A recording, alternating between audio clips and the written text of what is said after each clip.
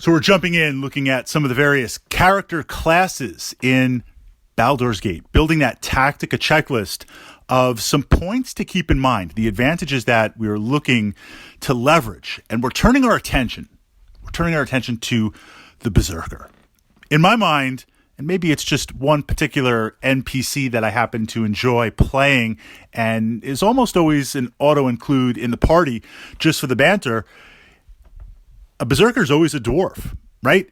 I mean, in my mind, this character class builds off of the fighter, and it swaps out some specializations, and it swaps out ranged weapons. You're not able to use ranged weapons, and it pulls in some other interesting points, primarily the rage tactic.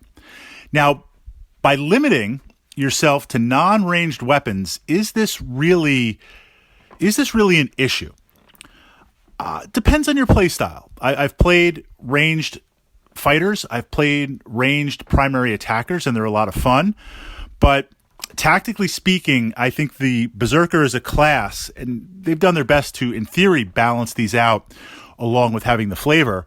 I think losing the ranged weapons, that trade-off, and not being able to get the mastery levels of a fighter, which is okay, being able to have that rage ability is huge. I counter and say, well, if you're running a solo type game, I can't have ranged weapons, but there are certain potions, if you're doing a solo run, potions and magic items that will allow me to project out attacks. I can push that out and then mop up close combat. There are other party members that will be able to attack with ranged weapons. There's a couple of, no spoilers, unique and interesting ranged magic items. Okay, if I can't give them to party members, I'll save that for another playthrough. Tactically, Baldur's Gate, in addition to being a role-playing game, is very much a skirmish-based D&D encounter type system. The battlefield, your screen size, is pretty self-contained. Yes, you can run off somewhere, but being a party, generally speaking, all the characters are in your frame that you're fighting. The monsters, the mobs, the waves are in that frame. Ranged is not so much of a loss than you think. That said, I can counter there are some ranged builds that are very, very, very potent, but this isn't the character class for you. Probably a ranger would be.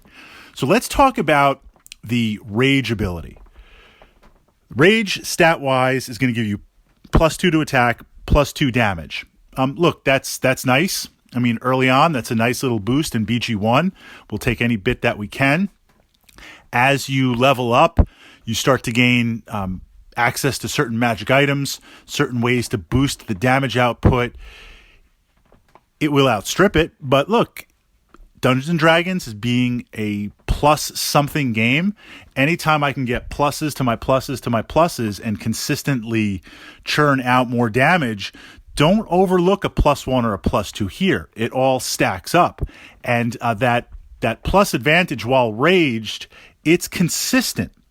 It's consistent. What we'll see with magic items, and certainly no spoilers. I'm not going to name any magic items because I want you to discover them in the game, and kind of that element of discovery is a lot of fun, and it's important for Baldur's Gate. But there will be times where you might have a high damage dealing magic item, +3, plus something, and you have to swap it out for something that's damage specific, maybe for a fight that you're dealing with. So it's not enough to just say, well, look, at some point I'm going to get a +4 something weapon and always have that +4. You might have to downgrade it. So having that +2 attack, +2 damage is big. That's a consistent baseline. Now, what it also does is protects you. It gives you immunity. You go all Bane. You get so psyched up. You just go so, crazy fighting. You're immune to holds. You're immune to effects. You're immune to the things that take the character out of your control. There are elements in Baldur's Gate where everything's going great and some sort of boss or some sort of monster looks at you or casts off a spell. You got these little spinning things around your head. The characters are running all over the place. You're trying to figure out, just how much time before it breaks.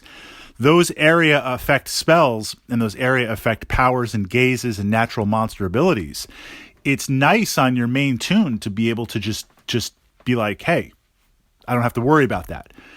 Early on, BG1, there's a few places where that happens. It could be a game changer, and it is. But you could always say, all right, look, I'm not running a no reload solo hardcore. If I get smoked and I'll just reload it. But as you continue on in the series, in the game, these effects, these monsters become a lot more potent, a lot more powerful. It's nice to be able to have that. I appreciate having that from that perspective. So that gives the Berserker a boost. Now you also get 15 extra hit points. Building on a constitution, building on, if you're playing a dwarf and you're jacking the con, building up other things, that's taking a nice pool of hit points and stacking on an additional 15 hit points. When you stack on with some other magic items, possibly regeneration, that's hit points like damage. I'll take every single hit point that I can, especially on a fighter class to have. I'll take it on a magic user class to have that pool. 15 hit points is big. You drop down when the rage wears off. It could knock you out. There could be problems. I find that really doesn't happen that much. If I'm getting wiped when I pass out from rage, then I'm probably going to get wiped anyway. But it is something to possibly consider. Now let's talk about the difference between the Berserker and the fighter.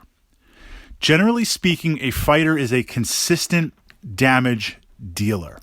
What that means is you calculate your level, you calculate the damage that you're able to push out there, and that's pretty much what you have the potential to do every single turn. I say potential because you have to hit. You have to be able to beat that armor class, beat that Thaco. Of course, you're going to pump that up, but we project that on a chart, and it's like every single turn, I do this damage, potential for this damage. That's offset for the damage that you take, the monsters, the minions, the bosses hitting you back, and subtracting from your hit point pool. It's that consistency. The Berserker has the ability to spike that at a certain point. You want to know when to spike that because it is a limited time. It's on a timer. It's a limited window. So when do you need those immunities? How can you time those immunities?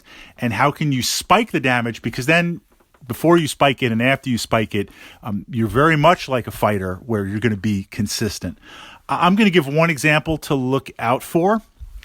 Fighting magic users. It's going to be pretty common in Baldur's Gate. They have a range of spells that are capped depending on when you encounter them. Usually the way that magic users and wizards will work is they'll get some defenses up first, and then they'll start with the damage or the area control spells. BG1, due to the spell level cap and certain magic items, the spells tend to come out a little bit slower. There's casting times. The wizards, the characters, the bosses, they'll cast that. And you can figure out when they're going to switch over to offensive spells.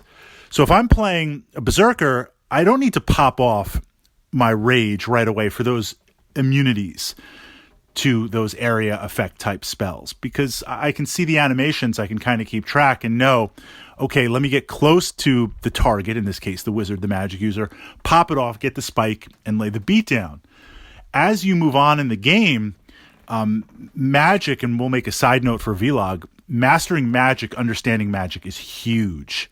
Even if you're not playing a magic user or you don't have a wizard in your party, as you move on, I won't say the game cheats because it's in the meta of AD&D, but the wizards go from like they spot you, then all of a sudden they've got, shields up, they got everything up, and they're just blasting you and before you can even hit that pause button and tactically plan out. So from that perspective, looking on when to bring the spike, when to bring the rage, I might want that early on. It's not going to be in effect the full time because I have to wade through some minions or I have to get to the other side where that target is, but there is a level of immunity. So it's not so much the damage, but it's also these immunities. Final counterpoint, and this is the timing, knowing when to be able to do that rage. The effects that you're blocked from rage. I can get that from certain divine spells, cleric spells, druid spells. I can get that from certain arcane spells. I can get that through a number of magic items. But in the terms of magic items, those are slots that are taking up that I'm not able to use other magic items, right? It's finite, with the exception of potions and a few other things. It's finite with what you can do and what you can equip.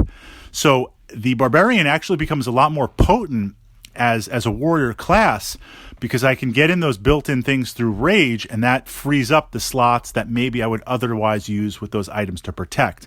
But of course, this goes back to, when do you pop off that damage spike? When do you pop it off?